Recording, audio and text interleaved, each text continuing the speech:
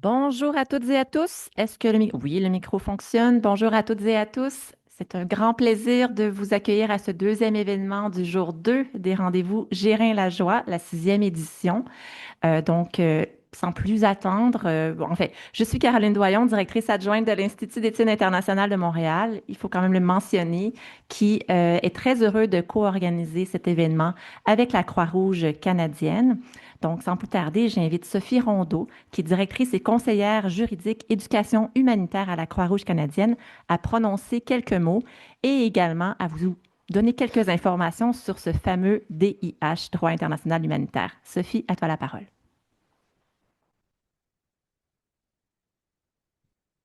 Bonjour tout le monde, c'est un vrai plaisir d'être parmi vous ce soir. Merci pour ceux qui se sont déplacés pour être là. Merci aux personnes qui sont en ligne. On ne prend pas ça pour acquis, c'est un sujet important. C'est toujours agréable de voir qu'il y a des gens qui s'intéressent et qui veulent entendre des discussions sur des sujets d'actualité. Je veux aussi remercier l'IEM, Caroline, François, Léna. Les rendez-vous Gérer la joie, c'est un rendez-vous annuel. C'est important pour la Croix-Rouge, donc on apprécie ce partenariat-là. Surtout qu'une partie de notre équipe est un alma mater de l'UQAM. Alors, le chapeau étudiant, gradué et humanitaire va de pair dans cet événement-là. Ma tâche ici est de mettre la table pour venir nourrir des échanges, table, échange, nourrir. Vous voyez, j'ai commencé à faire des liens et des discussions qui vont toucher à quoi? À la protection de l'espace humanitaire au Moyen-Orient, ce qui inclut la protection juridique. Donc, dans les prochaines minutes, je vais vous parler du DIH, du droit international humanitaire, le droit qui s'applique dans les conflits armés. Donc, le DIH, c'est un ensemble de règles qui, pour des raisons humanitaires, cherchent à limiter les effets des conflits armés. Donc, il vient d'une part protéger les personnes qui ne participent pas, les personnes civiles, et les personnes qui ne participent plus directement ou activement aux hostilités. On passe aux combattants qui sont blessés, naufragés, les combattants qui sont détenus. Et d'une part, la protection du DIH, c'est ce qu'elle offre. D'autre part, le DIH vient restreindre les choix des moyens et des méthodes de guerre. Donc, les armes, les tactiques, la forme que vont prendre les attaques. Le DIH est également appelé droit de la guerre, droit des conflits armés. Ça réfère à la même branche qui fait partie du régime général du droit international public. Les conventions de Genève, qui sont le socle normatif du droit humanitaire, datent de 1949 et sont ratifiées universellement. Ça nous donne donc un ancrage très fort pour rappeler aux États les obligations qu'ils ont bien voulu se donner pour venir limiter les souffrances dans le pire contexte de violence qu'est la guerre. Je vous souligne que la vocation du droit humanitaire, ce n'est pas de juger des causes d'un conflit, qui reste une considération fondamentale, mais ce n'est pas le but du DIH, c'est d'en encadrer la conduite. Donc, le DIH vient s'appliquer indépendamment des responsabilités politiques, des responsabilités morales, et vise avant tout à quoi? À préserver un minimum d'humanité au cœur de la violence armée. C'est un droit que je qualifie de pessimiste, mais de réaliste. Et c'est là que tient sa force dans cet équilibre, cette tension qu'on cherche toujours à atteindre entre nécessité militaire et considération humanitaire. Le droit humanitaire repose sur des principes fondamentaux que je vous énumère rapidement ici pour mettre la table avant de donner la parole à nos panélistes. Premièrement, il y a le principe de distinction. On distingue entre les civils et les combattants. On n'attaque que les objectifs militaires. Les critères sont cumulatifs. À partir du moment où un objectif qui applique le principe de distinction, il faut aussi que l'attaque soit proportionnelle. Qu'est-ce que ça veut dire une attaque proportionnelle? C'est-à-dire qu'il est interdit de conduire des attaques qui sont susceptibles de causer des pertes civiles excessives par rapport à l'avantage militaire attendu. C'est cette question-là. Donc, si on a un objectif militaire, l'attaque doit ne pas causer des dommages excessifs au niveau des civils, le côté pessimiste, réaliste que je vous ai mentionné. Finalement, on applique le principe de distinction, on a une attaque qui est proportionnelle, on doit aussi continuer à prendre des mesures de précaution, des mesures qui viennent obliger les parties à prendre les mesures nécessaires pour réduire les dommages causés aux civils. Ça a l'air assez simple, hein? Simple dans la formulation, extrêmement complexe dans l'application. Ces principes-là ne sont pas abstraits. Ils viennent structurer l'analyse juridique de chaque opération militaire, de chaque attaque et de chaque décision qui est prise sur le terrain. Il s'accompagne aussi d'interdictions spécifiques, interdiction d'attaque indiscriminée, interdiction de prise d'otages, de traitement inhumain ou d'utilisation de la famine comme méthode de guerre contre les civils. Dans le contexte du Moyen-Orient, on ne peut pas nier que ces règles-là sont mises à rude épreuve de manière particulièrement intense. Les attaques dans les zones densément peuplées, qui met en penser au principe de proportion que je vous ai dit, comment on fait pour minimiser les dommages sur la population civile en respectant le principe de proportion. Le principe reste fondamental. Il n'est pas évacué parce que la réalité est difficile, ça rend le travail plus difficile, mais ça n'évacue pas les responsabilités juridiques qui y sont reliées. On a aussi une multiplicité d'acteurs armés, des groupes armés non étatiques, des acteurs privés, des forces armées étatiques qui sont appelées en renfort pour supporter d'autres États. On a aussi des hostilités qui se prolongent dans le temps. La fin d'un conflit armé est quelque chose qu'on voit de moins en moins. Il y a aussi une forte exposition des populations civiles. Tout ça, ça crée des défis considérables pour l'application du droit et je n'ai même pas encore touché aux implications fondamentales de la politique et du droit qui sont en confrontation constante dans cette tension-là pour maintenir, comme je vous le rappelle, la nécessité militaire et les considérations humanitaires. Mais tous ces défis-là ne diminuent pas la force obligatoire des règles. Au contraire, ça rend leur respect d'autant plus crucial. Il est également important que je vous souligne que le droit humanitaire ne fonctionne pas en vase clos. Il interagit avec les autres branches du droit international public, notamment les droits internationaux de la personne et, dans certains cas, le droit pénal international. Donc, cette articulation-là, cet arrimage, permet non seulement d'encadrer la conduite des hostilités, mais aussi de poser des bases éventuelles pour une responsabilité juridique en cas de violation grave. Aussi, au-delà des règles, le droit international humanitaire repose sur une idée centrale même que dans la guerre, tout n'est pas permis. Ce sont les États qui se sont donné ces règles-là et c'est une obligation de les respecter. Cette affirmation-là a l'air simple en apparence et ça constitue en réalité le socle normatif qui est essentiel pour la communauté internationale. Pas seulement l'humanité, mais la communauté internationale a aussi besoin de ce socle-là pour pouvoir fonctionner.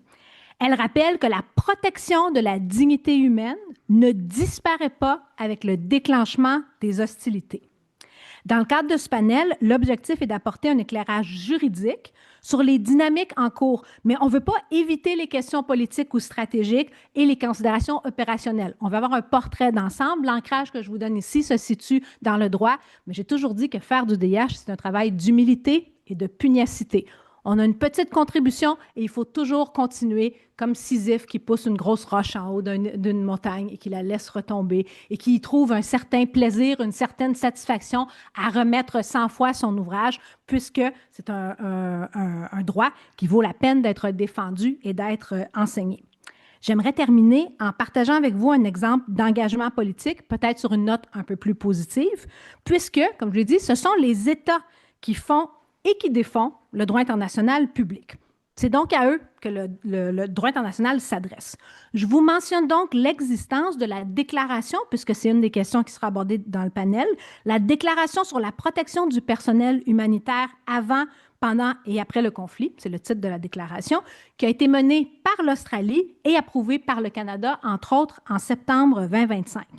Des réaffirmations comme celle-ci qu'on parle d'engagement à respecter, à faire respecter le droit international, y compris le DIH et le droit de la personne, à défendre la protection de l'ensemble du personnel humanitaire et à préserver le rôle irremplaçable de l'action humanitaire fondée sur des principes. Je viens de vous citer le texte de la déclaration. C'est important, c'est fondamental et ça constitue un point d'ancrage pour nous permettre de continuer à parler de la protection de l'espace humanitaire, continuer de mettre de la pression sur les autorités et les parties au conflit armé et continuer à faire tout ce qui est en notre pouvoir pour que l'espace humanitaire puisse être protégé et que les gens qui font du travail humanitaire, qui sont des civils, mais à la différence des civils qui vivent dans les zones de conflit armé et qui tentent de s'éloigner du conflit, les travailleurs humanitaires, eux, s'approchent le plus possible de cette violence-là. Pourquoi? Pour venir en aide à ceux qui en ont besoin. Alors, je vous remercie de votre attention. J'espère que ces informations-là vous ont été utiles et je vous souhaite de bonnes discussions.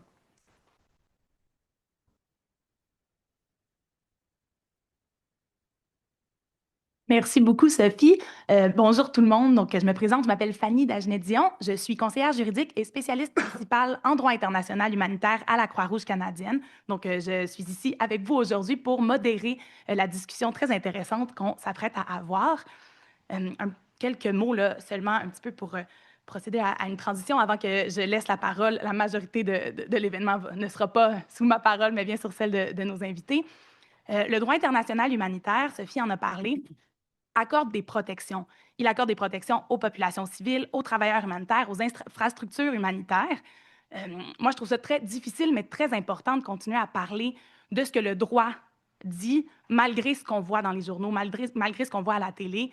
Le droit international humanitaire est une partie de ce grand ensemble-là. Je pense que c'est pour ça que c'est très important puis intéressant qu'on soit entouré avec beaucoup de gens qui ont des expertises différentes et complémentaires aujourd'hui pour parler de où le droit international humanitaire et la protection de l'espace humanitaire se situent dans ce grand ensemble-là. Donc, quand on parle de l'espace humanitaire, on a des fois l'impression que c'est un concept qui est assez flou, alors que dans les faits, on parle de personnes et d'infrastructures qui sont très réelles et très claires. On peut parler d'un hôpital, on peut parler de travailleurs humanitaires qui sont sur le terrain. L'espace humanitaire, c'est tout ce qu'on veut, où on veut laisser la possibilité là, de donner de l'aide humanitaire. Donc, c'est ce qu'on veut essayer de protéger et c'est très important qu'on puisse en avoir, peu importe où on se trouve, dans quel contexte. Donc, sans plus attendre, je vais vous expliquer un peu comment on va fonctionner. Dans le fond, on va un peu procéder par une table ronde. Donc, chaque panéliste va avoir une première intervention sur un sujet là, qui a déjà été déterminé. On a une invitée qui est en ligne aussi, donc on va commencer avec elle et il va avoir une courte période de questions-réponses juste après sa présentation, puisqu'elle se trouve au Moyen-Orient, justement. On veut s'assurer que, pour des raisons de décalage horaire, elle n'ait pas à passer toute la période avec nous. Puis par la suite, on va avoir nos trois panélistes en personne qui vont aussi avoir un après l'autre leur intervention. Et à la suite de toutes ces interventions-là, on va pouvoir ouvrir, si le temps le permet, là, le dialogue et procéder à une période de questions et réponses. Donc, sans plus tarder, je vais commencer tout de suite avec notre première présentatrice, qui est Bouchra Khalidi. Elle est la directrice du plaidoyer chez Oxfam en territoire palestinien occupé. En 2024, elle avait aussi participé au rendez-vous Gérin-Lajoie pour dresser un état des lieux de la situation humanitaire sur le terrain à Gaza.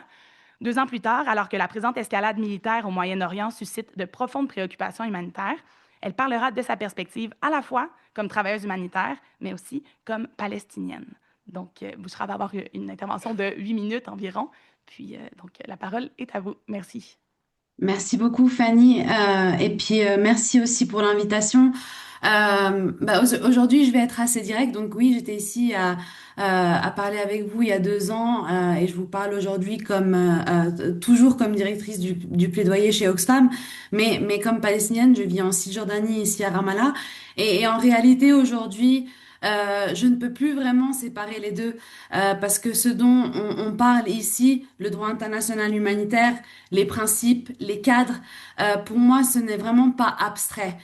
C'est un système que je vois tous les jours.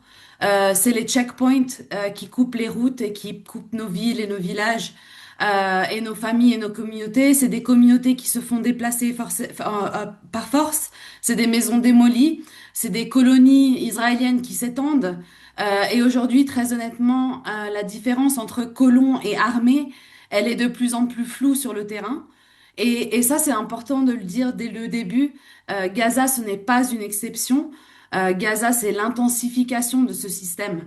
Et nous, en tant que travailleurs humanitaires, on ne fait que observer ça. On ne fait pas que, je veux dire, observer ça.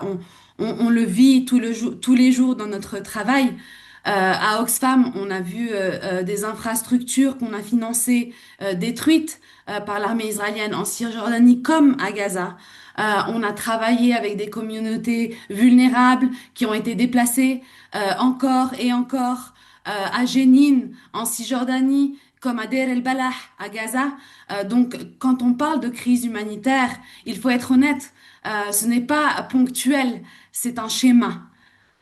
Et ces derniers mois, enfin maintenant on parle d'années, malheureusement, j'ai passé beaucoup de temps à expliquer Gaza, à mettre des mots, des cadres, des analyses mais il y a vraiment un décalage qui devient vraiment de plus en plus difficile parce que pendant qu'on parle maintenant, il y a des gens ici, juste à quelques kilomètres de moi, qui essaient juste de survivre heure par heure. Donc je vais être très claire en fait. Le droit international humanitaire à Gaza, il est violé massivement, systématiquement, et ces violations ne sont pas abstraites. Elles sont le résultat de décisions qui sont prises par le gouvernement israélien, des décisions qui bloquent l'aide, des décisions qui détruisent des infrastructures et qui rendent la vie impossible pour les Palestiniens. On a des camions qui sont prêts à entrer et ils restent toujours bloqués. On a des hôpitaux sans carburant. Ce n'est pas de la logistique ici, c'est un système. Et juridiquement, il faut être aussi très clair. On parle de crimes de guerre, on parle de crimes contre l'humanité et des procédures en cours avec la Cour internationale de justice qui évoque un risque plausible des génocides et la plupart des experts et des organisations internationales déterminent que c'est un génocide. Mais pour moi, en fait, le point clé aujourd'hui, c'est vraiment l'impunité. Parce que ça ne sort de nulle part. Nous, en tant qu'humanitaires, ça fait des années qu'on sonne, on tire la sonnette d'alarme, qu'on dit que si ces violations continuent sans conséquence, ça va s'aggraver. Et aujourd'hui, bah, on le voit, l'impunité, elle déborde. Elle déborde de Gaza vers la Cisjordanie, où les déplacements forcés et les violences augmentent et sont à nombre record, mais elle déborde aussi dans la région. On voit des conflits s'étendre jusqu'au Liban, en Iran et dans le Golfe, des populations qui sont déplacées ailleurs, une instabilité qui s'installe dans toute la région. Et au fond, la question, elle est simple. Qu'est-ce qui se passe quand il n'y a pas de conséquences? Bah, ce qu'on voit aujourd'hui, en fait. Et c'est pour ça, la question de l'accountability, elle est centrale. On ne peut pas dire qu'on respecte le droit et continuer à vendre des armes. On ne peut pas dire qu'on condamne et maintenir des accords commerciaux.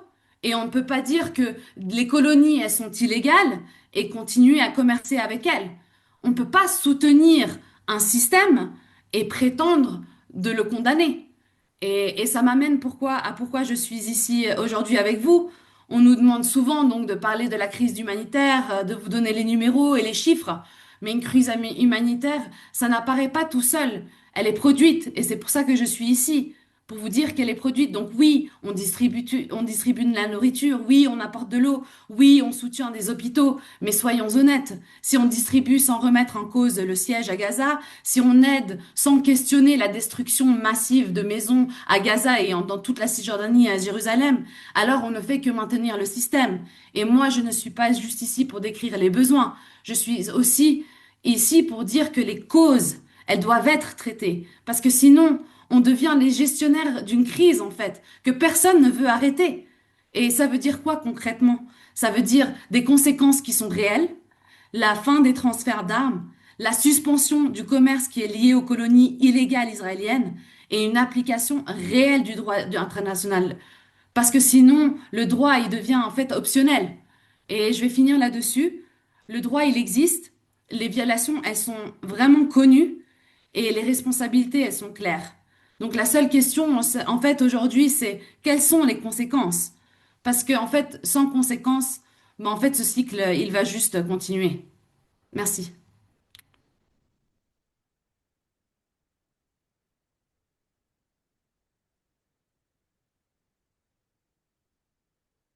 Merci beaucoup, Bouchra. Merci beaucoup pour ce partage-là. Personnellement, sur une note personnelle, je trouve ça tellement important qu'on puisse avoir justement des gens qui sont sur le terrain, qui sont là-bas, qui nous parlent de leur expérience vécue. Je pense que c'est une chose pour nous de se rassembler ici à Montréal, puis de parler de ce qui se passe ailleurs, mais d'avoir ce lien-là, à mon avis, là, c'est très, très riche et ça peut nous permettre d'avoir une meilleure compréhension, puis aussi une meilleure illustration de cet espace humanitaire, justement, qui se réduit de plus en plus. Merci beaucoup pour cela.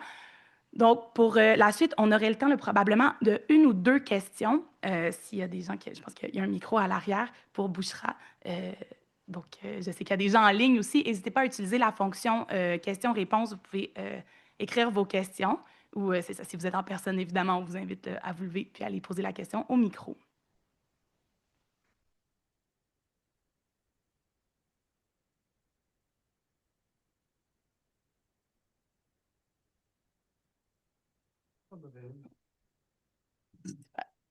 Je vais briser la glace vu qu'il y a un silence.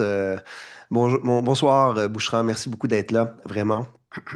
Euh, Qu'est-ce qui maintient votre espoir de continuer euh, une présence à la fois physique, personnelle, évidemment familiale, au-delà de ce que vous avez décrit qui visiblement est plein de paradoxes, effectivement. Donc, une crise qui est maintenue, qui est entretenue et qui satisfait à peu près tout le monde.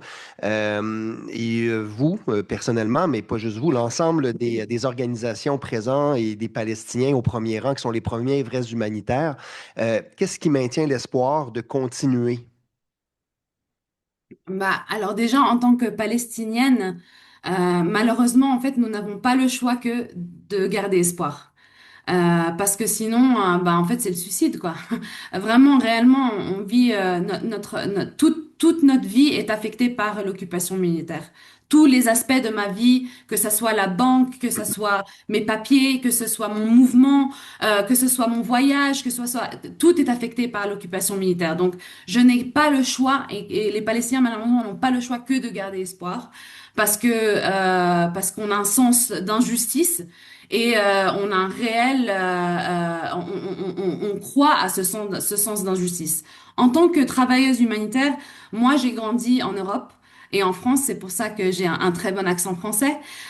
Et donc moi j'ai grandi en tant que Palestinienne en Europe et j'ai appris les codes, les cadres du droit international. J'ai pris des cours d'éducation civique au lycée français et ça m'a inspiré en fait bien sûr à étudier le droit.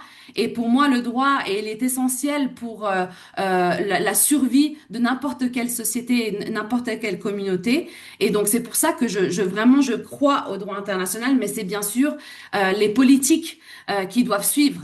Le droit international est un outil, ça n'existe pas, ça ne marche pas en tant que vacuum. Il faut que les politiques utilisent cet outil. Et donc c'est pour ça que je crois, j'ai encore espoir avec le droit, parce que sinon les sociétés, comme on le voit à Gaza maintenant, il n'y a plus d'état de droit à Gaza et c'est la jungle. Et c'est délibérément par le siège, par le génocide pendant 2 ans, ça a créé un état de lawlessness. Donc, on a besoin du droit international, on a besoin du droit partout pour des conséquences. Et la dernière chose que je voudrais dire, c'est que je garde espoir parce que moi, j'ai été au Canada. J'ai rencontré de magnifiques personnes pendant mon voyage et pendant mes voyages en Europe, à Londres, aux États-Unis. Je vois que les populations civiles, la rue, c'est qu'est-ce qui est, enfin, que c'est mauvais de tuer les enfants, où qu'ils soient, et que je crois encore en fait en cette mobilisation que j'ai vue partout dans le monde. Et ça aussi, ça me donne un grand espoir. Merci beaucoup. On a une autre question qui sera la dernière pour Bushra. Donc, Bonjour et bonsoir. Je m'appelle Youssef Choufan et je parle aussi bien français parce que j'ai grandi ici au Québec et j'ai même étudié à l'UQAM. Moi, je suis d'origine syrienne et ma question est chaque pays dans cette région vit ses défis. Comment est-ce que vous voyez la solidarité un peu plus locale régionalement? Ici, dans le monde, oui. c'est revenu. C'est avant. Je pense que ça a coupé un peu que votre question est savoir dans le monde, qu'on pourrait dire arabophone, si oui, la Ok. réponse est... Oui, ok, oui, c'est ça. Bah, je pense en fait que vraiment la solidarité en fait dans le monde arabe, elle est vraiment réelle. Mais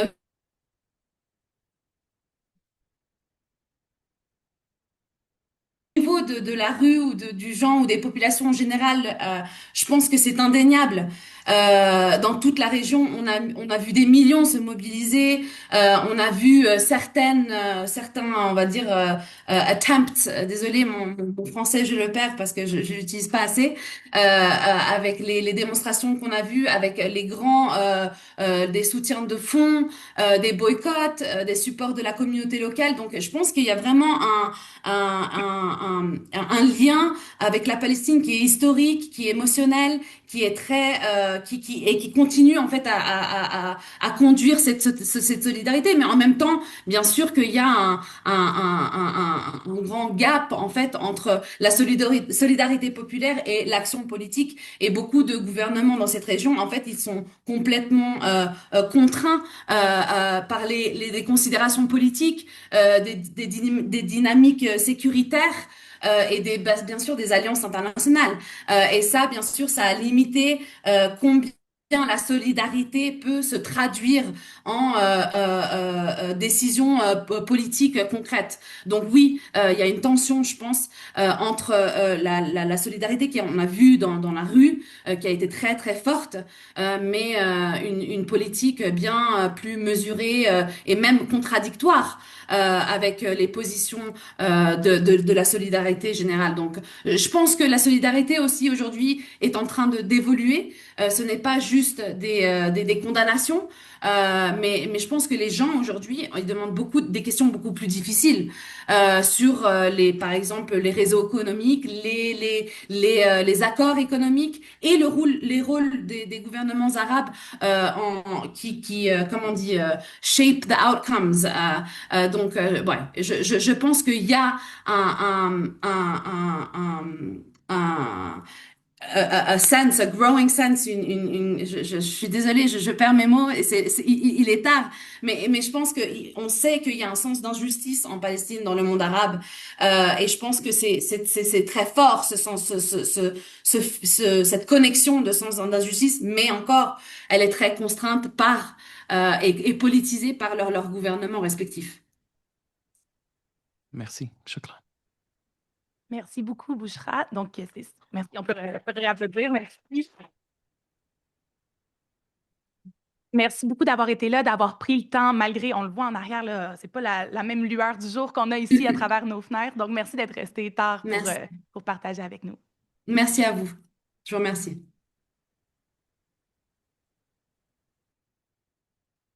Donc, on va pouvoir enchaîner tout de suite avec notre prochain panéliste, qui est Sami Aoun. Donc, je vais le présenter, puis après ça, je vous laisse the floor. Donc, Sami Aoun est professeur émérite à l'Université de Sherbrooke. Il est le directeur de l'Observatoire sur le Moyen-Orient et l'Afrique du Nord de la chaire Raoul Dandurand et membre associé de la chaire UNESCO en prévention de la radicalisation et de l'extrémisme violent, 2 unités membres de l'IEIM. Donc, sa présentation va porter sur la nature du régime iranien à l'issue de la guerre, ainsi que sur le devenir de l'axe de la résistance, donc on parle de Hezbollah et du drame libanais, et de ses implications pour la cause palestinienne. Merci bien. Vous comprenez que je serai la bête noire dans la salle, puisque c'est moi qui va faire du réalisme politique et de la géopolitique pure et dure, puisqu'on traite avec des États qui sont sur la scène internationale et régionale des monstres froids. Alors, je m'excuse auprès des sensibilités sur le droit humanitaire international ou canadien particulièrement. Donc, merci, madame, aussi pour cette intro qui m'aide aussi à fixer mes points. Donc, le point de départ, c'est la guerre américano-israélienne et l'Iran pour le moment. Où mon point que je veux défendre, que c'est la continuation de ce qui est arrivé le 7 octobre particulièrement, et non pas seulement 7 octobre, mais particulièrement le 7 octobre à Gaza, et la réplique israélienne contre Gaza et contre le mouvement Hamas et les différents, certainement, groupes islamistes. Ça, c'est le point de départ. Et le point de départ, que dans cette guerre-là à Hamas, on a tenté de frapper fort ce que les Iraniens appellent leur encerclement par le feu contre Israël et essayer de neutraliser ce que aussi l'axe de résistance, comme ça a été dit, qui est la défense avancée contre Israël. C'est-à-dire, les Iraniens voulaient faire glisser le champ de la bataille, non pas sur leur propre territoire, mais dans le territoire le plus proche de l'État d'Israël. Ça, c'est le point de départ. La réplique israélienne est sans merci, comme vous le remarquez bien. Au lieu d'arriver à un niveau de concrétiser je dirais, les slogans, sinon les objectifs du mouvement Hamas dès la première heure, c'est-à-dire libérer Jérusalem, Al-Quds, on finit aujourd'hui, malheureusement, encore pour moi si vous voulez, aussi d'occuper Gaza à 53%. Et le témoignage qui a fait monter les larmes à mes yeux de Mme Bouchra Al-Khalidi est très véridique. On n'a pas seulement une occupation à plus de 50%, on a une domination sur Gaza par le feu et même on est en train de créer même des milices anti-Hamas pour faire la guerre civile entre Palestiniens eux-mêmes à Gaza. Surtout, vous le connaissez, Yasser Abu Shabab, ou d'autres maintenant, celui qui est venu à sa place à peu près de même calibre, et il est en train de livrer une bataille contre les combattants de Hamas et des islamistes en général. Alors voilà le premier point. Deuxième point pour la Cisjordanie. Aussi, en Cisjordanie, après la guerre de Gaza, on voit reculer cet espoir de créer la solution à deux États. Et en ce sens, aujourd'hui, ce qu'on voit, je crois qu'elle a déjà évoqué ça, pratiquement une expansion israélienne de la sorte de désarticuler tout pilier possible pour faire monter l'État palestinien. Alors, en Cisjordanie, de plus en plus, expansion des colons. Elle a très bien dit aussi que les colons, presque en mèche avec l'armée israélienne, et ils sont en train d'intimider toute possibilité, en plus évacuation, en plus certainement expansion des colonies sauvages, on les appelait, et pratiquement elle est là. Alors, je prends ce point de départ, et maintenant, on est arrivé à la guerre contre l'Iran, ce que dans la littérature stratégique, disons, israélienne et même arabe, je dirais, frapper la tête de l'octopus. Frapper la tête de l'octopus, c'est-à-dire la source du régime iranien. Alors, en ce sens, je peux maintenant, pour discussion seulement par après, il n'y a pas vraiment une divergence entre M. Netanyahou et M. Trump sur ce point. Il y a un objectif commun entre les deux. La seule divergence qui va apparaître, peut-être aujourd'hui et demain et après-demain, c'est que M. Netanyahou veut plus un démantèlement du régime iranien et le faire effondrer, tandis que M. Trump veut peut-être un autre scénario comme Venezuela, chercher quelqu'un de l'intérieur du régime pour traiter avec lui et mettre sa main sur le pétrole ou les ressources iraniennes, comme il l'a fait à Venezuela. La comparaison est un peu boiteuse, mais elle est toujours possible sur le terrain. Deuxième point qui est important, Yahya Sinwar a perdu sa bataille contre Israël et aussi il a quand même déclenché des changements majeurs dans la région. Je commencerai par une que monsieur peut-être vient de la citer sur la question syrienne.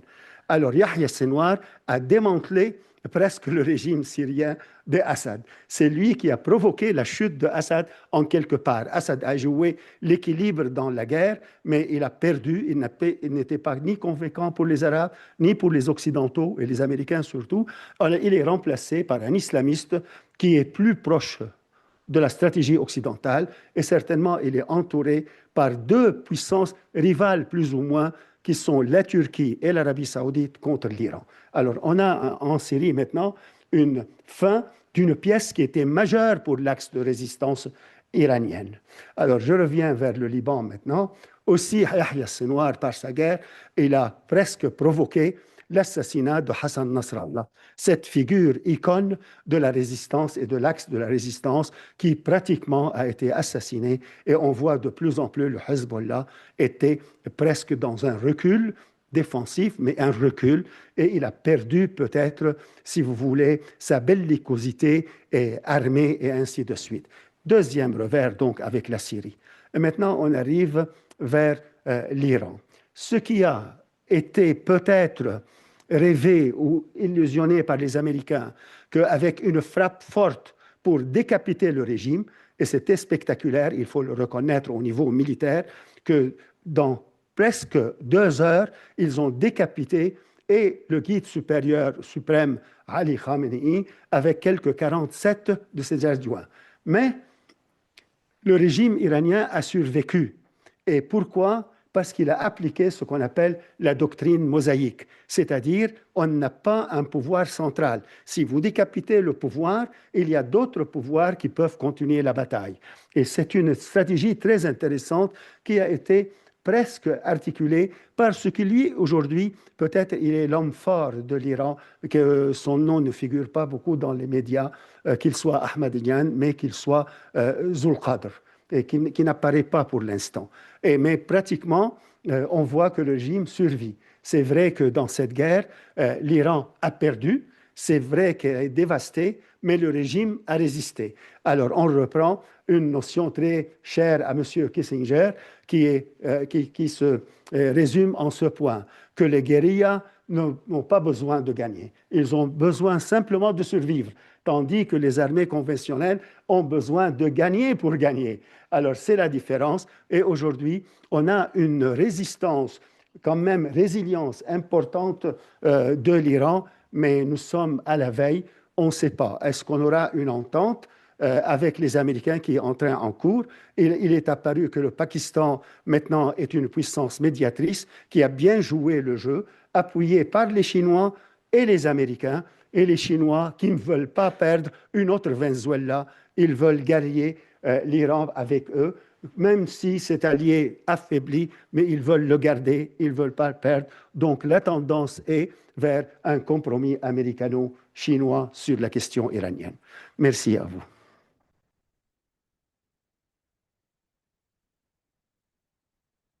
Merci beaucoup, professeur Aoun, et félicitations d'avoir su présenter de façon très claire toutes ces informations en un maigre 8 minutes.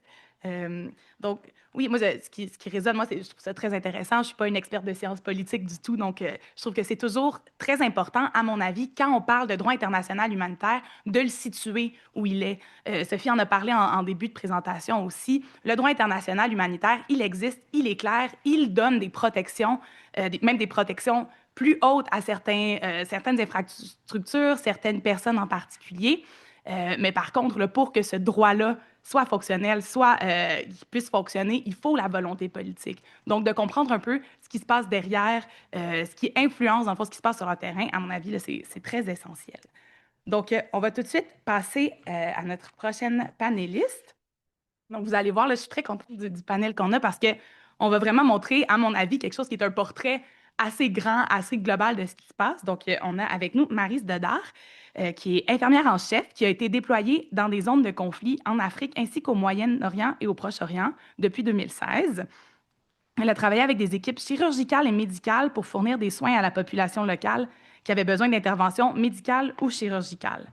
Son engagement le plus récent a justement eu lieu à Gaza, là où elle a effectué une première mission à l'hôpital européen de Gaza, à Khan Younis, de fin avril à début juin 2024, puis une seconde au sein d'un hôpital de campagne à Rafah, de fin octobre 2024 à début février 2025. Donc, elle va venir présenter là, sur un peu son expérience de la protection des soins de santé en zone de conflit, puis son expérience sur le terrain. Donc, bon après-midi ou bonsoir à tous. Je ne vais pas vous décourager parce que j'ai l'impression que tout ce que je vais présenter va démontrer que finalement, il n'y a presque pas de protection.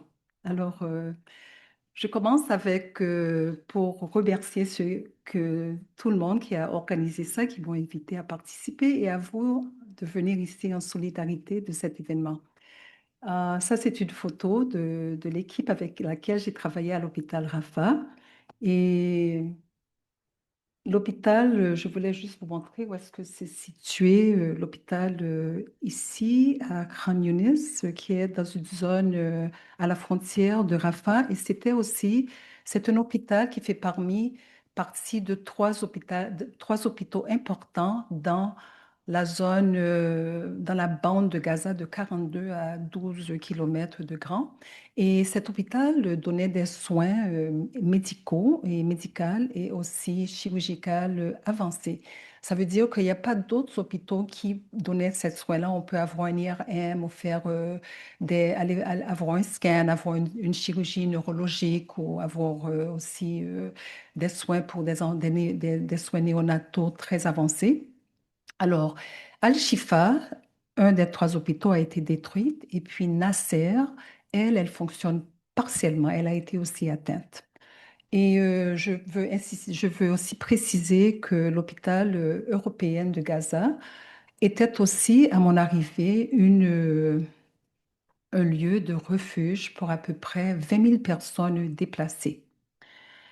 Et ces personnes-là vivaient parmi les patients, ils vivaient dans les couloirs, ils vivaient aussi sur le terrain. On les voyait partout dans des tentes, on peut dire, de fortune à peu près. Et, excuse, oui. Alors, je vais juste passer. Euh, je dois vous dire que les patients qu'on avait, c'était des blessés de guerre, souvent des transferts des zones du nord où le conflit était plus actif et aussi dans des parties de la bande de Gaza où vraiment il y a eu des destructions majeures de la plupart des centres de santé périphérales. L'urgence dans cet hôpital-là débordait. On trouvait qu'il y avait un mélange de blessés et d'autres qui cherchaient à être traités pour des maladies chroniques ou des traitements aigus urgents qu'on peut trouver ici, peut-être dans un CLSC, mais il y avait presque plus des centres de santé primaires qui existaient. Il manquait de personnel, il manquait aussi d'équipement, il manquait aussi des médicaments. La frontière, comme peut-être que vous le savez, était vraiment étroitement surveillée. Alors, il y a peu qui rentraient et souvent, il y a des choses qu'on disait qui étaient de double utilisation. En voyageant vers Rafah, j'ai vu avec mes propres yeux, et comme elle a dit, Bouchra, des kilomètres, et je veux dire vraiment des kilomètres et kilomètres de camions avec du matériel d'appui qui, euh, qui était en mode d'attente. Et malheureusement, pendant ce temps, dans la réalité du terrain, c'est qu'il y a des maladies contagieuses comme l'hépatite A ou des diarrhées aiguës ou des maladies respiratoires qui se propageaient. Et l'hôpital manquait de, on peut dire, du matériel pour l'assainissement et aussi du matériel pour appuyer les maladies elles-mêmes. Il manquait aussi d'eau potable. Les patients étaient privés aussi d'appui nutritionnel. Nous ne recevons qu'un seul supplément, le BP5. C'est une barre qui est faiblement protéinée et pour une utilisation temporaire. En conséquence, nos blessés et nos brûlés guérissaient plus lentement. Les enfants étaient surtout des victimes de brûlures post-explosion parce qu'ils se trouvaient dehors en train de jouer comme font les enfants d'habitude ailleurs. Je dois aussi stresser que les soignants locaux ils travaillaient sous un stress vraiment énorme. Et je devrais vous aviser qu'il y a des photos un peu graphiques qui viennent avec ça. Alors, c'est les conséquences un peu des cas qui ne reçoivent pas les soins qu'ils devraient avoir à temps et puis avec les médicaments appropriés. Alors, pour passer aux soignants locaux, c'est des gens qui sont eux-mêmes aussi déplacés à plusieurs reprises, souvent endeuillés de perte de membres de leur famille, luttant contre la faim, la fatigue et l'insécurité pendant leur trajet quotidien. Nous avons dû prodiguer des soins de secours à nos collègues parce qu'ils ou elles se privaient de nourriture pour donner plutôt manger à leurs enfants et aux aînés. L'hôpital lui-même était ébranlé par des bombardements. Ça, c'est un peu exagéré, mais il y a eu des parties de l'hôpital qui ressemblaient à ça. Les plafonds des chambres s'écroulaient partiellement et les drôles et les bruits des bombes nous effrayait vraiment tous, et en particulier les enfants. L'eau était rationnée à cause, peut-être que vous le savez déjà, mais il y a beaucoup de destruction des usines de désalinisation. Alors d'habitude, dans une situation de crise, on a besoin au moins de 7,5 à 15 litres d'eau par personne par jour pour l'hygiène, pour cuisiner, etc. Mais à Gaza, les gens avaient que 3 litres par jour par personne. En conséquence, l'assainissement était vraiment déplorable. Les structures sanitaires se partageaient entre les patients et les déplacés. Le drainage était surchargé de débris et d'ordures sur les lieux de travail. Et c'était difficile de traverser ces flaques d'eau insalubres pour atteindre nos unités où jouaient des enfants dans ce camp de déplacés. L'UGH a reçu un ordre, l'hôpital général de Gaza a reçu un ordre d'évacuation 2 semaines après mon départ et ils ont essayé de rouvrir encore dans quelques mois plus tard, mais malheureusement, ils ont été mis hors fonction par des bombardements de haute intensité. J'ai ensuite travaillé à l'hôpital de Rafah, comme on a déjà mentionné. Et c'est un hôpital qu'on a eu vraiment presque les mêmes défis que l'hôpital européen de Gaza, excepté qu'on n'avait pas eu on n'a pas eu des spécialistes ni aussi un département de soins intensifs. Alors on a dû se mettre, on dépendait énormément sur les ambulances de la Croissant-Rouge palestinienne. Et ces ambulances n'étaient qu'une coquille pour transporter des blessés et effectuer des transferts. Elles n'étaient pas adéquatement équipées. Il n'y avait pas d'oxygène, ni de machines de monitoring, de médicaments, ni assez de tourniquets pour arrêter des saignements. Elles étaient aussi ciblées pendant leur tournée. L'hôpital n'était pas à l'abri n'était pas à l'abri de balles perdues. Il y a eu beaucoup d'afflux de blessés et puis ça se faisait malheureusement, sous une pluie de projectiles. Alors, vous pouvez voir, vous avez une image un peu de donner des soins dans cet état-là. Et malheureusement, ces projectiles rentraient dans des départements et on a eu un collègue qui a été blessé à cause d'un projectile qui est rentré dans la salle opératoire. Et je veux juste mentionner aussi que du côté du climat de Gaza, il fait très froid, il y a l'hiver, il y a les pluies torrentielles et puis les tentes se font invader d'eau. Et il y a beaucoup de collègues qui ont perdu aussi leur tente. Et il y a des patients, on ne pouvait presque pas les sortir parce qu'ils n'avaient pas où y aller. Et le froid causait aussi l'hypothermie. On a perdu dans un moment un collègue qui a été retrouvé dans sa tente et c'est lui là-bas. J'ai travaillé avec cet infirmier-là. Et on l'a retrouvé mort dans sa tente à cause de l'hypothermie. Alors, c'est pas seulement des adultes, il y a des enfants qui, dans la saison de l'hiver, qui étaient tellement vulnérables parce qu'on ne pouvait même pas faire rentrer des couvertures appropriées pour garder la chaleur. Je veux aussi terminer, je dois terminer bientôt, mais je veux mentionner aussi que les soins de maternelle étaient très, très, très fragiles parce qu'il n'y avait pas assez de traitements et de centres pour des soins antinatals. Alors, des choses qu'on aurait pu prévenir, comme l'hémorragie postpartum, il n'y avait pas on ne pouvait pas faire les tests et aussi il n'y avait pas le soutien alimentaire pour qu'une mère, pour cibler si elle souffrait d'anémie et pour prévenir cette hémorragie postpartum qui pouvait causer le décès de la mère et aussi une survie fragile pour l'enfant qui naissait.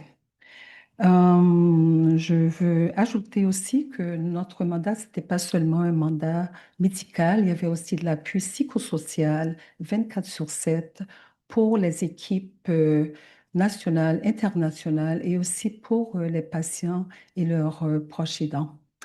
J'ai présenté c'est une présentation un peu brève sur tout ce qui peut se passer au niveau de la fragilité des soins dans une zone de conflit. Et je ne rentre pas dans la politique, c'est juste pour dire que les gens vivent d'une façon qui n'est pas humaine et que cette fragilité ne donne pas facilement accès à des soins de santé et que ceux qui donnent ces soins de santé travaillent avec un énorme, c'est tout le temps sous un parapluie de danger et de vulnérabilité. Alors, je vous remercie pour votre écoute et j'attends votre question prochainement. Merci.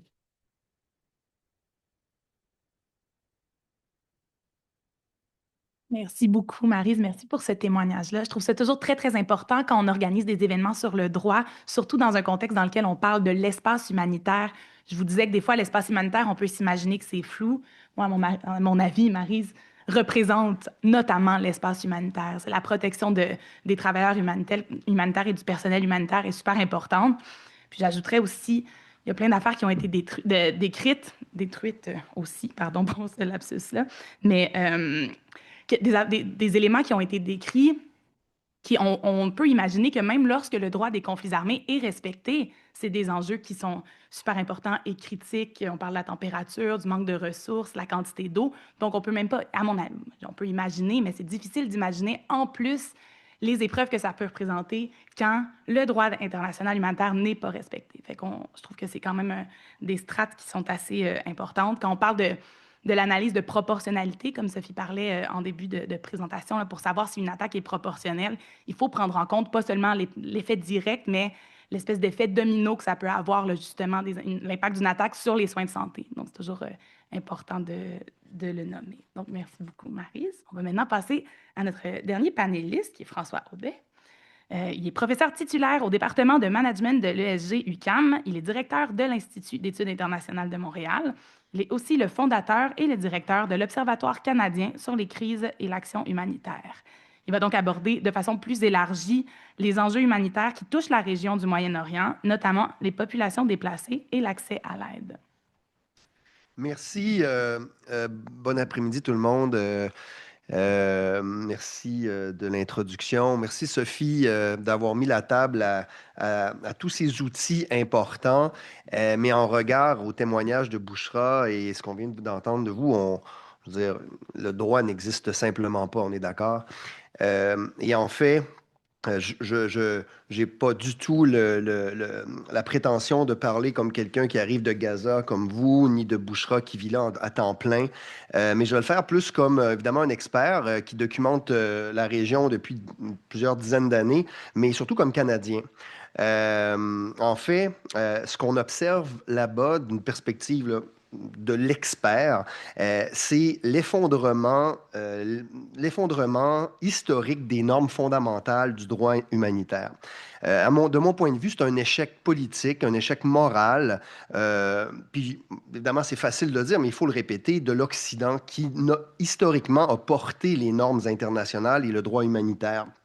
Pas à lui seul, mais il en fait partie. Le Canada a été, et il est encore, un témoin passif de cet effritement-là. Et je vais expliquer un petit peu pourquoi. Mais ce qu'on a observé, peut-être à part Mélanie Joly pendant un certain moment où elle était ministre des Affaires étrangères, c'est des prises de position extrêmement limitées. C'était poli. On ne voulait pas choquer la Maison-Blanche. On ne voulait surtout pas choquer les Israéliens. Et tout ça fait en sorte aujourd'hui que finalement, on n'a absolument rien fait. Le droit humanitaire, comme l'indiquait Sophie, est pourtant assez simple dans son interprétation. Je le répète, en protection des civils, principe de distinction, proportionnalité, accès humanitaire, respect des infrastructures civiles et médicales. Or, ces principes sont pas fragilisés. Bouchra l'a mentionné, vous l'avez indiqué, c'est troublant. C'est violé quotidiennement, détruit à répétition et largement documenté sous nos yeux. Largement documenté, à tous les jours. On ne peut pas aller sur Internet sans voir ce qui est en train de se passer. Si vous le faites, vous manquez à votre responsabilité.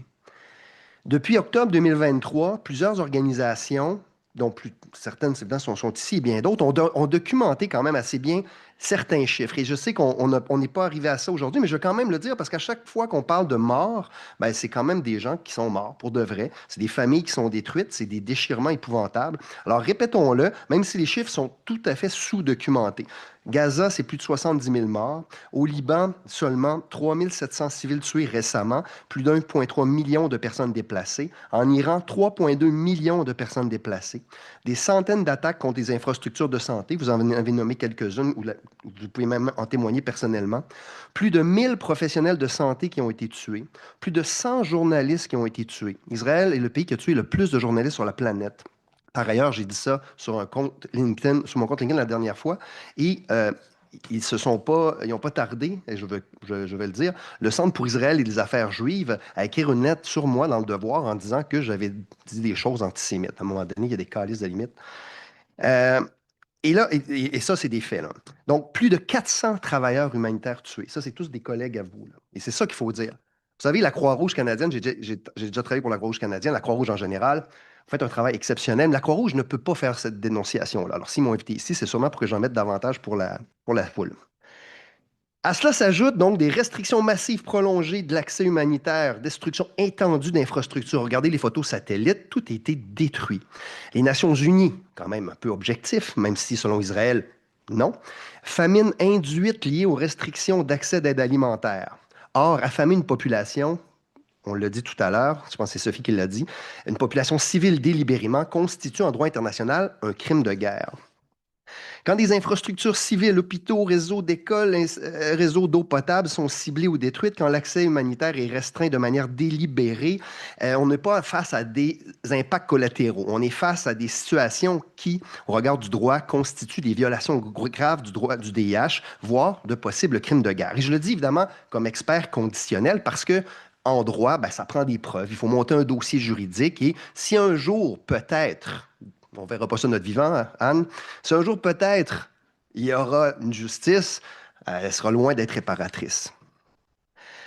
Deuxième élément de ma présentation s'adresse à nos médias auxquels on est quand même un peu... je vais le dire, ça va être plus simple. Ce qu'on observe dans les médias occidentaux, puis comme je vous dis, pas sûrement comme vous d'ailleurs, je suis quotidiennement là-dessus et j'alimente moi-même les médias pour faire beaucoup d'interventions. On observe un biais réel dans la manière dont ce qui se passe au Moyen-Orient. Il réside un biais en fait entre ce qui est dit et la manière dont c'est formulé. Très concrètement, et j'avais préparé un PowerPoint, mais évidemment je l'ai pas apporté, là, mais et vous l'avez vu, hein, on entend frappes qui font des morts, violences qui s'intensifient, civils tués dans des affrontements ou encore tensions liées aux colonies.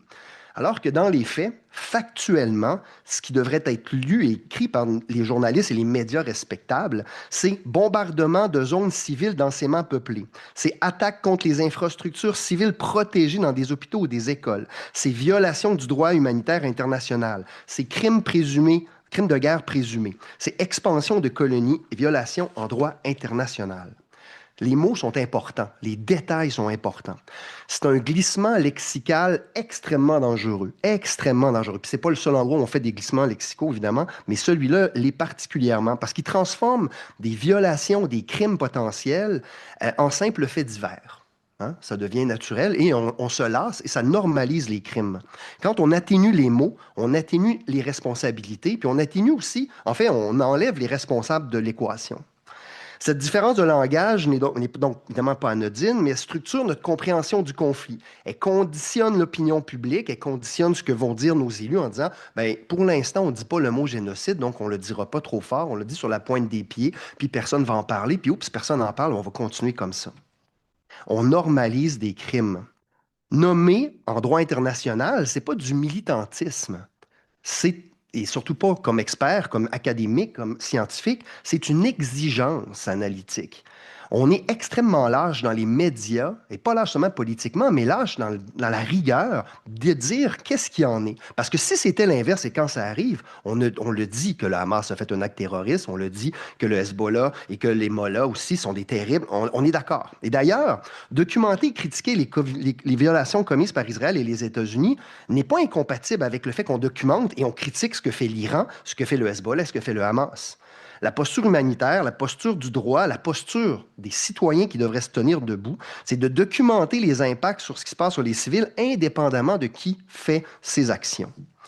Or, on observe souvent une asymétrie dans nos récits médiatiques, puis je vous invite à être vigilants.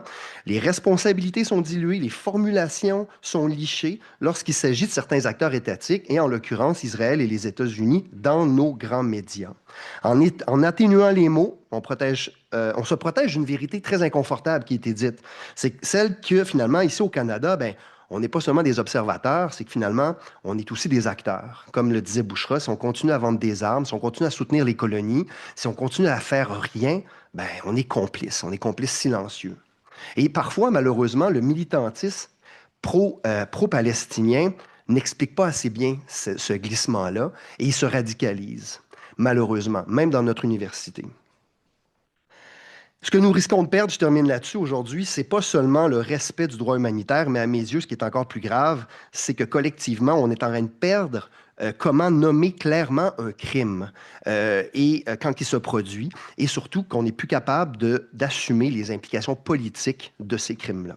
Je vous remercie beaucoup.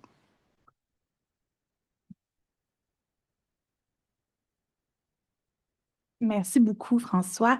Oui, je pense que c'est très intéressant, très important de nommer tout ça. J'aimerais ajouter aussi, là, parce que des fois, justement, quand on parle au Canada, quand on n'est pas sur le terrain, les pieds là, on en parle beaucoup là, du sentiment d'impuissance, de ce qu'on peut faire hors du politique, là, nous, citoyens, qu'est-ce qu'on peut faire? C'est sûr que c'est super confrontant pour nous. Personnellement, c'est quelque chose que je vis beaucoup là, en lisant sur tout ce qui se passe. Je fais du droit international humanitaire, mais je fais du droit international humanitaire depuis Montréal quand même. Je nommerais quand même là, que dans les conventions de Genève, qui sont l'instrument de droit international principal, le droit international humanitaire principal, le premier article des 4 conventions de Genève, des conventions de Genève qui sont en ce moment, là, elles sont ratifiées par tous les États du monde. Ça veut dire qu'on peut en discuter de ce que ça veut dire sur le terrain, mais tous les pays là, se sont engagés à respecter ces règles-là. Puis le premier article des conventions de Genève nomme vraiment que les parties à cette convention-là s'engagent à respecter et à faire respecter le droit international humanitaire. Je le nomme parce que c'est important. L'interprétation de ce que ça veut dire, le extent, je n'ai pas le mot en français, mais l'ampleur de ce que ça veut dire faire respecter, c'est sujet à interprétation, mais ça veut quand même dire qu'on vit dans des pays qui se sont engagés à respecter et à faire respecter le droit des conflits armés. Je le nomme parce que je pense que c'est important. C'est un outil qu'on peut avoir en tant que citoyen, citoyenne, de savoir que les gouvernements, les élus pour qui on vote, sont dans un État qui s'est engagé à le faire respecter. Donc, sur ce, je pense qu'on est rendu dans ce qu'on a à l'horaire. Là, on a une petite période dans laquelle, si les intervenants veulent, les panélistes veulent intervenir, réagir à certains propos qui ont été mentionnés, vous pouvez le faire. Sinon, on va pouvoir aussi ouvrir là, par la suite à la période de questions-réponses. Donc, est-ce qu'il y a quelqu'un qui a quelque chose de brûlant à ajouter pour le moment? Dans ce cas, moi, je veux dire, je pense que je trouve, j'adore la valeur de la période de questions. Je pense que vous êtes ici, vous êtes venus écouter, on veut vous entendre aussi. Donc, j'ouvrirai là déjà pas le débat, là, mais la période de questions-réponses. Il y a un micro à l'arrière. Je pense que on peut, vous allez pouvoir, oui, vous rendre à ce micro puis poser vos questions.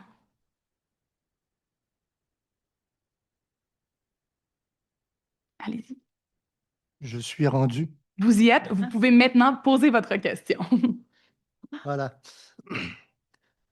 Écoutez, peut-être que ma question va ressembler à un pavé dans la mare, mais en tout cas, je vais la poser, puis je ne voudrais pas que personne ici pense que je suggère quoi que ce soit. C'est une question objective. Je vous donne un peu de contexte. Moi, j'ai vécu, notamment au Liban, où j'ai assisté à une invasion à peine voilée des forces israéliennes pour contrer le Hezbollah. C'était en 2006, puis on est en 26, c'était donc il y a 20 ans, et on a un scénario absolument similaire. Alors, je reviens à cette question de droit humanitaire. Et moi, j'ai constaté à l'époque, puis je le constate encore maintenant durant ce débat, qu'à la notion de droit humanitaire, Israël et par extension Washington, parce que Israël et Washington opposent le droit de se défendre. Alors, il serait intéressant de débattre de cette question-là parce que c'est un droit acquis qui justifie l'existence des forces armées qu'elles soient des pays très démocratiques ou des pays non démocratiques. Ça existe, ça. Puis j'ai une pré-question que je vais poser au docteur Samia Aoun. La question est la suivante. Est-ce que le Liban est capable de désarmer le Hezbollah? Et si le Liban n'est pas capable de désarmer le Hezbollah, est-ce qu'Israël a le droit de se défendre? Oui, merci, Monsieur l'ambassadeur, sur ce point, et qui est quand même d'actualité. En ce sens, au Liban, aujourd'hui, on a un fossé, un clivage entre le gouvernement central par le juge Nawaf Salam, un sunnite, il faut le mentionner dans le cas libanais, avec sa mosaïque communautaire, et le président de la République, Joseph Aoun, qui est chrétien maronite.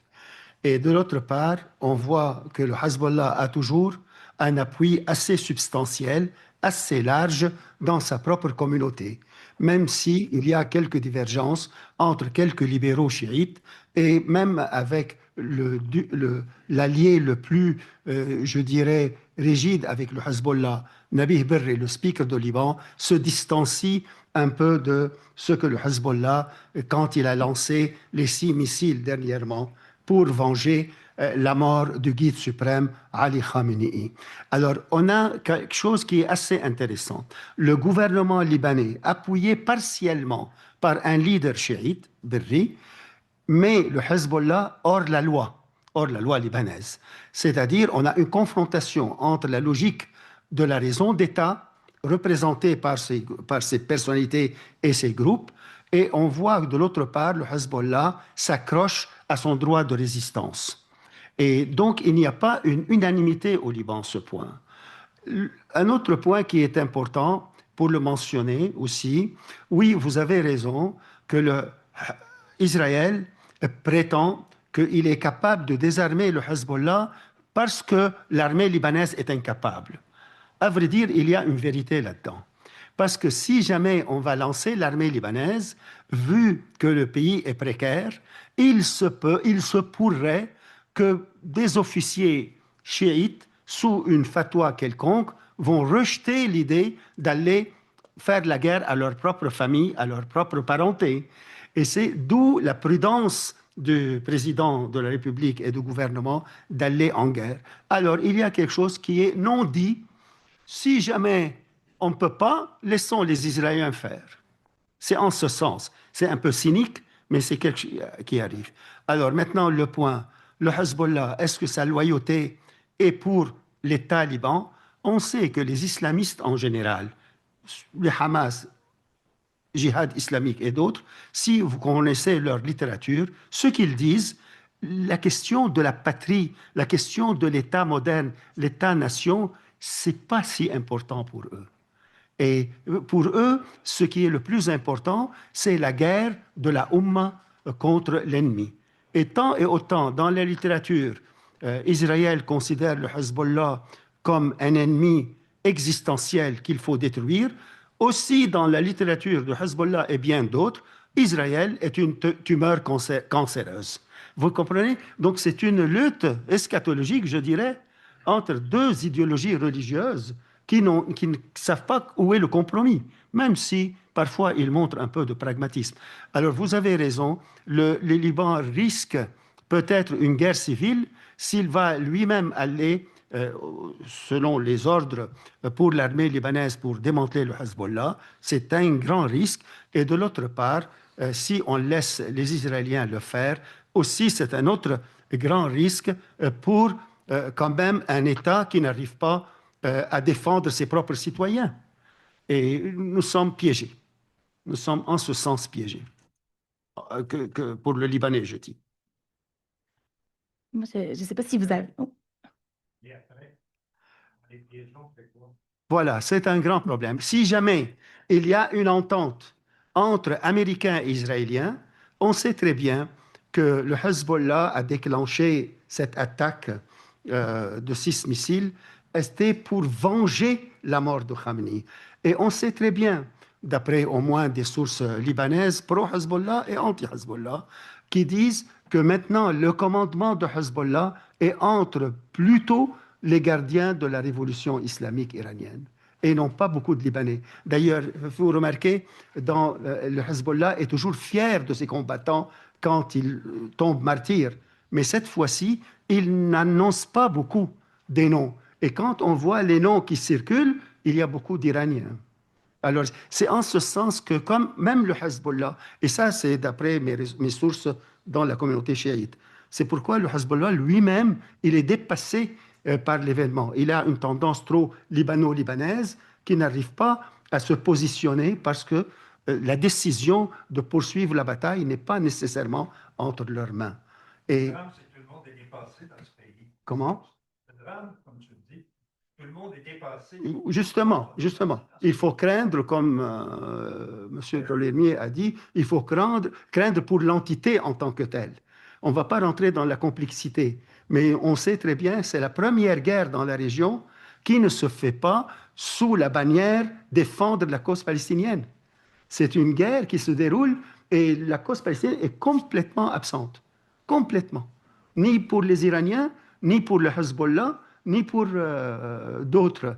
Même les islamistes de Hamas, peut-être, comme ça a été dit peut-être dans une question, ils sont repositionnés en faveur du régime iranien. Et d'ailleurs, celui qui a été maintenant élu comme responsable de Hamas, Ali al-Amoudi, il est le bras droit de Yahya Sinwar et il prête une loyauté extrême pour l'Iran. Alors, qu'est-ce que les Arabes, les Saoudiens, le Qatari, les Émiratis vont en penser? On revient à la question de Bouchra, ce qu'elle a très bien dit. Qui va venir à la rescousse des Palestiniens au niveau de financement? L'Iran, aujourd'hui, la porte-parole iranienne, hier, a dit que l'Iran a perdu 250 milliards de dollars. C'est 5-6 fois le déficit canadien. Alors, si l'Iran est incapable de se reconstruire, comment ils vont faire pour le sud du Liban? Aujourd'hui, il est ravagé. 500 km² du sud du Liban sont sous l'emprise des Iraniens. Il y a au moins 80 villages et villes qui sont tout à fait détruites. Bint Jbeil, aujourd'hui, où la bataille continue, mais elle est encerclée par l'armée israélienne pour une raison symbolique, à vrai dire, non pas militaire. C'est que Hassan Nasrallah, dans cette ville, a dit qu'Israël est comme la toile d'araignée qui va tomber et très fragile. Alors, ils reprennent le lieu, un terrain de soccer, ils veulent l'occuper pour dire « nous ne sommes pas la toile d'araignée, vous l'êtes ». Alors, c'est complètement incompréhensible d'aller faire périr des gens pour une symbolique, je dirais. Mais oui, alors la question dépendrait beaucoup comment les Américains vont s'entendre avec les Iraniens d'un côté et voir sur la question de la solution à deux États qui est agonisante pour vrai, est-ce qu'on va l'appliquer, la rajeunir ou faire une solution à la Porto Rico? Parce que l'État de la Palestine, c'est comme les Israéliens sont en train de détruire toute possibilité. Mais moi, je dirais à titre personnel, ça c'est un wishful thinking peut-être un peu, je crois que la base palestinienne est toujours robuste. Au niveau démographique, les Palestiniens dépassent les Israéliens dans la terre de Palestine. Ils sont plus de 300-400 000 personnes. Encore, les Palestiniens sont habitués à une résilience. Mais aujourd'hui, ils sont laissés. Personne ne veut venir des pays arabes appuyer un Hamas qui prête encore allégeance à un régime iranien qui est en train de les bombarder. On prétexte bombarder les bases militaires américaines, le consulat israélien. Ça se comprend. Justifié peut-être, je ne sais pas. Mais les Émirats arabes unis aussi se sont engagés dans une lutte contre l'islamisme politique, qu'ils soient sunnites, frères musulmans, Hamas et autres, et qu'ils soient chiites, khoménistes. Alors c'est pourquoi on ne voit pas la lueur si jamais il n'y a pas une grande entente, un grand bargain, comme aujourd'hui M. Vance a dit. Mais je dois vous dire que sur le terrain, on voit très peu les pays comme des Émiratis en train d'appuyer vraiment la cause humanitaire. Ce qu'on a vu, c'est qu'ils venaient des fois avec des équipes audiovisuelles pour montrer qu'ils étaient là pour aider. Et en effet, ils nous laissaient des patients des fois dans le couloir. Ils avaient commencé une chirurgie, un traitement. On les trouvait là, mais qui vous occupait de vous? Ah, mais c'était les Koweïtis ou... mais ils sont partis, ils sont venus pour 2 jours, ils ont mis vraiment de belles choses, mais là, ils reprennent tout et partent. Alors, pour la vérité de ce que j'ai vu sur le terrain, c'était pas cet appui-là. Les gens qui étaient là vraiment pour appuyer, il y a UNRWA, il y a World Central Kitchen, il y a la Croix-Rouge canadienne, il y a MSF, il y a, je pense aussi qu'il y a PPA, PAM, American Palestinian Medical Association, qui était là sur place. Mais sinon, tous les programmes pour appuyer la malnutrition, c'était ces organismes-là, pas les pays qui viennent, que vous venez de mentionner. Merci beaucoup. Oui, il y a des gens qui commencent. Juste, je me permets parce que je suis modératrice, puis j'ai le droit juste de rajouter un petit point justement à la prémisse de la question par rapport au droit de se défendre. Si on parle du droit international humanitaire, il y a vraiment une grande ligne qui sépare les deux domaines de droit entre le droit de faire la guerre, le droit d'utiliser le recours à la force en tant qu'un État et le droit des conflits armés. Donc, on reconnaît que si on regarde la Charte des Nations Unies, dans la majorité des cas, aller à la guerre, ce serait illégal, il y a des exceptions. Mais une fois que la guerre existe, que le conflit armé est là, le droit international humanitaire ne regarde pas par rapport au droit de se défendre. Donc, il faut quand même, la guerre est une réalité, puis on met des barèmes, on met des règles sur comment la faire, qu'elle ait été légale ou non. Donc, que le droit de se défendre a été respecté ou pas, le droit international humanitaire va s'appliquer parce qu'on veut protéger tout le monde, puis il y a des civils qui vont vivre dans un territoire où une partie au conflit avait le droit de se défendre ou pas, ils vont être affectés quand même. Donc, mettons, quand on parle de droit international humanitaire spécifiquement, on ne regarde pas la légalité là, du recours à la force ou pas. C'est très important dans d'autres domaines, mais pas en DIH. On va pouvoir continuer avec... est-ce que François, tu... OK, super. Oui, on va continuer avec la... Oui, bonjour, Jean-Noël Bérubé. Merci pour cette excellente discussion. Vous m'avez convaincu, en fait, le droit international a malheureusement été mis de côté. On peut le déplorer et c'est voulu. Ce qu'on appelle parfois la défense, dans le fond, c'est des attaques préemptives et ça n'existe pas en droit international. C'est tout simplement des attaques. Et bon, alors délibérément, pour une raison ou pour une autre, plusieurs grandes nations ont mis de côté le droit international pour remplacer par autre chose, on ne sait pas trop quoi. Et l'aide humanitaire, la Croix-Rouge, sont pris entre l'arbre et l'écorce et n'ont pas fini de l'être. Et je vais vous dire pourquoi. À mon avis, on a tort de s'accrocher à une notion qui date de plus de 75 ans, qui est l'arme atomique. Et je vais vous dire pourquoi.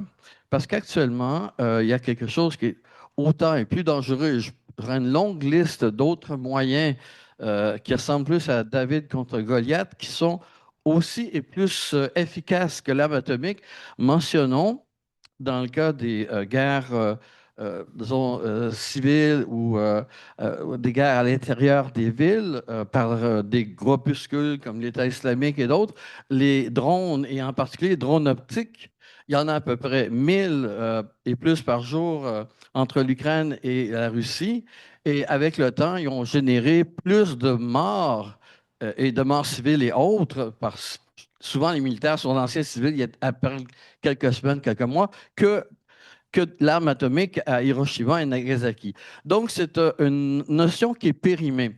Alors, la guerre qui s'en vient, c'est que les grands États qui font des guerres entre États, ça devient des petites guerres de groupuscules, d'États fractionnés et finalement, des milliers et des milliers de drones peuvent avoir un effet avec le temps, les jours, les semaines, plus important que plusieurs bombes atomiques. Alors, au fond, est-ce que c'est pas là la difficulté? On s'acharne à vouloir empêcher l'arme atomique alors qu'en Corée du Nord, alors que vous aviez le président américain qui disait en Corée du Nord, on va empêcher la bombe atomique. Maintenant, ils sont protégés parce qu'ils ont la bombe atomique. Alors, aujourd'hui... Vous avez une question? Oui, la réalité, c'est qu'aujourd'hui, on se focalise sur l'arme atomique alors que c'est de le posséder qui nous protège et que la guerre qu'on prépare actuellement, c'est une guerre de factions à l'intérieur des villes même par des drones à fibre optique qu'on ne peut même pas empêcher par le brouillage, et une guerre auquel même les Américains ne sont pas préparés, et une guerre justement auquel les opposants partout au Moyen-Orient, dans tous ces pays-là, sont préparés. Alors, est-ce qu'on n'est pas en train de s'orienter dans la mauvaise direction et de croire qu'en empêchant la bombe atomique, on empêche la guerre? Loin de là. On la multiplie avec les drones optiques et toute la nouvelle technologie qu'on s'efforce de ne pas voir. Qu'est-ce que vous pensez de cette optique-là? Oui, Oui, c'est bon. oui. Alors, oui, je comprends très bien la logique et qui est quand même une belle description de ce qui est à venir dans les guerres qui sont hybrides et de plus en plus assez sophistiquées. Mais je commencerai par un point qui est arrivé dans les derniers jours. Quand une grande puissance, la grande puissance au monde, applique la guerre asymétrique qui a été appliquée par l'Iran. Alors, vous faites un blocus sur le détroit d'Ormuz, alors la grande puissance fait un blocus sur le blocus. Voyez? Alors, à ce moment, on adapte ou on adopte pratiquement ce que la guerre asymétrique a été exécutée. Alors ça, c'est aussi très dangereux pour le droit humanitaire international. Je laisse mes collègues, illustres collègues, en dire un peu plus loin sur ce point. L'autre point, vous avez touché à un point essentiel, la divergence entre beaucoup de puissances arabes, comme l'Arabie saoudite à titre d'exemple, Israël, qui ne veulent pas le morcellement de l'Iran. Parce qu'ils savent très bien qu'aller faire éclater, imploser la mosaïque iranienne, ça pourrait avoir 27% des Azaris. Vous savez que les Azaris sont en Iran ouest et est, deux grandes provinces. Ils peuvent se rattacher à l'Azerbaïdjan, ça va couler beaucoup de sang. Aussi les Balouches, avec les Balouches pakistanais, ça va créer aussi beaucoup de sang, surtout le Pakistan ne veut pas voir les Balouches émerger comme identité et aller vers les Kurdes. Alors la Turquie ne serait pas vraiment agréable à voir dans ses attaques contre les Kurdes. Aussi les Arabes. Vous savez, il y a un paradoxe dans cette région aussi, la question que vous dites, un éclatement, si j'ai bien compris. Al-Ahwaz, c'est le Arabistan. Tout le littoral iranien sont des Arabes iraniens. Et là où il y a la grande fortune, ressources pétrolières sont dans cette région-là. Si on se souvient, moi je suis un peu plus vieux que vous, on se souvient comment le Shah est tombé, c'est quand les Arabes iraniens ont fermé les puits de pétrole. Il est tombé. Alors cette fois-ci, on craint justement ce point. Maintenant, des guerres civiles, oui, c'est possible. On le voit. Il y a une carte que les Iraniens sont en train de brandir et évoquer, la guerre intestine dans les pays arabes du Golfe. 35% des Koweïtis sont des chiites, 50 à 55% sont des Bahreïnis chiites, et certainement 10 à 15% des Émirats et 10 à 15% des Saoudiens. Alors, si jamais, comme vous dites, il y a un morcellement, ça pourrait toucher les Arabes, c'est pourquoi ils ne veulent pas ce que vous dites, ce morcellement ethno-culturel. S'il n'y a pas d'autres interventions, ça va être déjà malheureusement la dernière question pour cette période de questions et réponses. Donc, à vous. Merci. Merci pour la conférence et la chance de poser une question. C'est tellement compliqué, puis je pense que tout le monde est rempli d'émotions en ce moment. Dans la façon dont on parle du conflit au Moyen-Orient, ou déjà de dire au Moyen-Orient, mais c'est tellement hétérogène puis hétéroclite comme État puis comme acteur, chacun d'entre eux. Notamment quand on parle, là, je suis libanaise, fait que c'est pour ça que je vais nommer des choses ensuite qui font que je les connais, notamment du Liban. Le Liban, il y a une multiplicité d'acteurs avec une histoire, avec des histoires de guerre, de violence à l'intérieur des jeux. Bon, ma question s'en vient. Donc là, en ce moment, le Liban passe par énormément de violence. Certains analystes imaginent que ce qui se passe dans les populations chiites du Liban, c'est semblable ou c'est une prémisse de ce qui est arrivé à Gaza avant. Est énoncée aussi la doctrine de la Dahiya, donc les suburbs ou le bas du Beyrouth où il y a une grande concentration de population chiite. Cette doctrine, rapidement, c'est de tellement bombarder les populations civiles qui vont être tellement découragées, même si Israël, puis avec la technologie qu'elle a, serait capable de cibler, mettons, ses ennemis politiques. Mais là, non, c'est fait exprès de faire des très, très, très gros dégâts pour démoraliser la population civile, qui finalement, la population civile de toutes les religions, c'est eux, les vraies victimes dans tout ça, c'est eux qui n'ont pas d'idéologie à suivre, puis ils font juste subir ça. Euh, mais c'est une inquiétude, en fait, si on s'en va là-dedans, puis là, on a parlé des médias, puis comment qu'on nomme les choses. Donc, les acteurs internationaux nomment des choses, mais les acteurs au Liban, en Palestine, au Moyen-Orient, nomment des choses également. La peur, et c'est ça, puis un autre élément, mais mettons, qui serait à analyser, ce serait plus il y a de violence qui se passe, plus les acteurs qui ont subi ces violences sont moins d'accord avec l'idée d'une normalisation, tandis que d'autres qui ne se sentent pas impliqués dans les violences veulent juste la normalisation pour continuer. Donc, on est en train de voir que les populations civiles, entre elles, puis le lien qui les unit est en train de s'effriter à cause des violences d'Israël, puis comment qu'on nomme les choses, nous autres, les grands médias occidentaux qui sont légitimes parce qu'on est des analystes, puis on est des experts, puis on est l'ONU, puis on est... Bon, fait que ça divise à l'intérieur. Mais c'est une inquiétude par rapport à ça. Est-ce qu'il y aurait des commentaires? Puis comment éviter la guerre civile? C'est ça, c'est comme le tabou. On ne doit pas parler de la guerre civile, puis on en parle, puis c'est une réalité. Comment éviter la guerre civile au Liban? Mais aussi, si vous trouvez d'autres pays que ce serait similaire, ça pourrait être mentionné. Il faut réécrire le contrat social au Liban. Le contrat social au Liban, il est bien évident sur quelques points, mais il faut le réécrire et le fonder sur l'idée de la citoyenneté. Si on n'a pas une loyauté citoyenne, rien à faire. Quand il y a des loyautés extra-frontalières vers d'autres États, d'autres puissances, et des loyautés infra-étatiques, sectaires, confessionnelles, communautaires, régionales, à ce moment, le pays ne peut pas être vraiment dans la normalité d'un État moderne, d'un État-nation. Ça, c'est un point. Il y a le combat idéologique. Comment on peut protéger le vivre ensemble?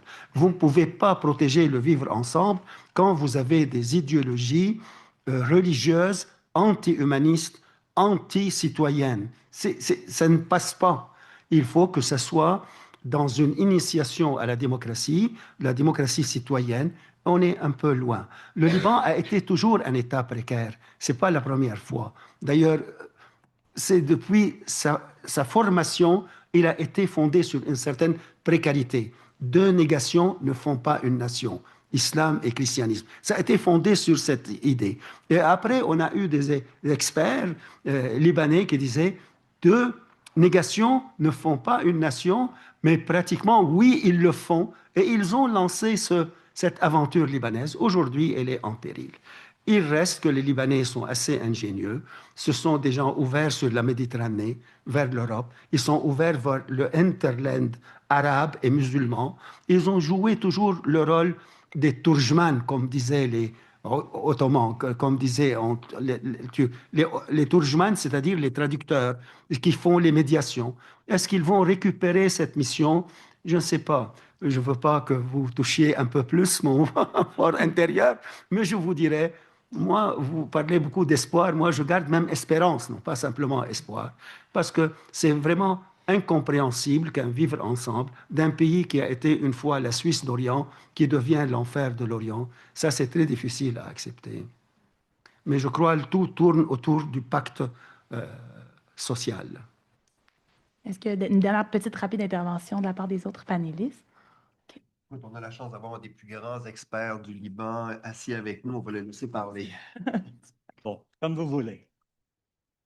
Quelques secondes pour remercier notre modératrice et nos trois panélistes, en fait les quatre panélistes, donc incluant Bouchra. Donc,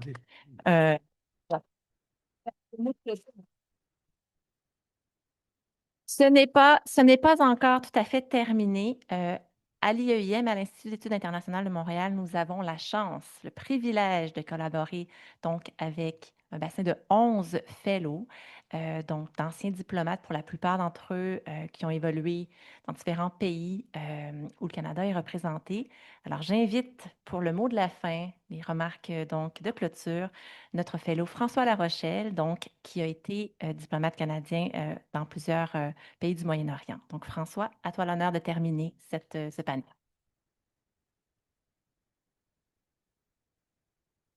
Bonjour, j'avais déjà préparé mon petit texte parce que je prévoyais que le constat serait probablement assez négatif quant à l'état du droit humanitaire international. Et puis, en fait, le contenu des discussions très intéressantes cet après-midi, c'est que la communauté internationale a échoué lamentablement pour faire appliquer les règles qu'elle avait elle-même adoptées, en particulier après la Deuxième Guerre mondiale. Pourtant, des instruments diplomatiques, juridiques et politiques auraient pu être mis en place pour atténuer, sinon arrêter, les exactions faites sur les civils dans les conflits. On a surtout parlé de Gaza, mais on peut aussi parler du Soudan et aussi, bien sûr, de la guerre entre la Russie et l'Ukraine. Ainsi, s'il y avait eu une véritable volonté politique, des sanctions politiques et économiques auraient pu être adoptées, ainsi qu'un embargo sur les livraisons d'armes. D'autres exemples concrets. On aurait pu assister à la rupture de relations diplomatiques ou au rappel d'ambassadeurs pour consultation, comme on le voit souvent, notamment de pays arabes qui n'ont pas bougé, ou à l'expulsion ou à la suspension de certaines organisations internationales ou au boycottage culturel et sportif, comme on l'a vu dans le cas de la Russie. Au plan économique, des accords de libre-échange auraient pu aussi être suspendus. En fin de compte, très peu de ces instruments à la disposition de la communauté internationale ont été utilisés, sauf, comme je le mentionnais, dans le cas du conflit entre la Russie et l'Ukraine. D'autre part, on attend toujours le jugement des tribunaux internationaux sur Gaza. Ça fait 2 ans maintenant que ça traîne. Les conséquences de cette inaction, en particulier de la part des capitales occidentales, ont été catastrophiques. On en paie encore le prix aujourd'hui à Gaza.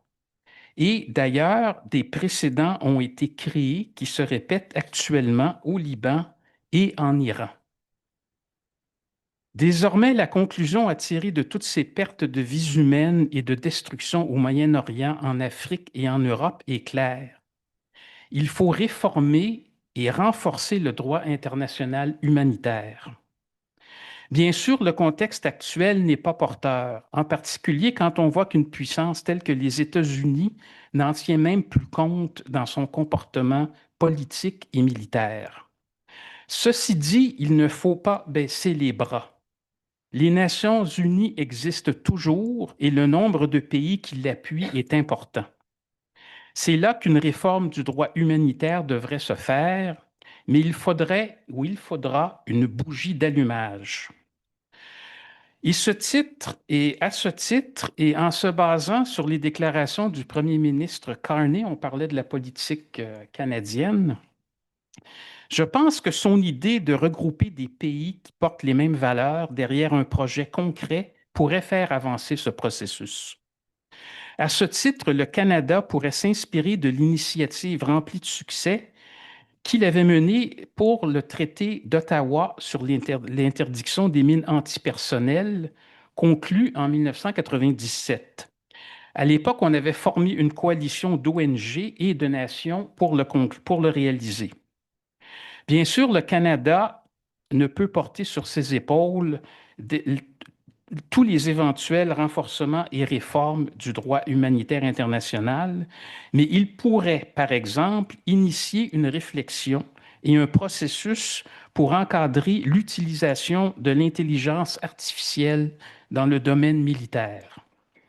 Le danger de cette nouvelle technologie entre les mains de dirigeants sans scrupules est déjà bien réel. Alors, pourquoi pas une initiative canadienne pour la contrôler afin de protéger les civils en période de conflit armé. Montréal, par exemple, est un pôle d'expertise dans le domaine de l'intelligence artificielle et certains de ses acteurs ont déjà exprimé leurs inquiétudes quant aux dangers qu'elle pouvait entraîner. Donc, du haut de cette tribune et bien humblement, j'invite donc le gouvernement du Canada et d'autres pays, les ONG comme celles représentées ici, ainsi que le secteur universitaire, à se mettre à l'œuvre pour travailler à la mise à jour du droit humanitaire international. Le temps presse. Merci beaucoup.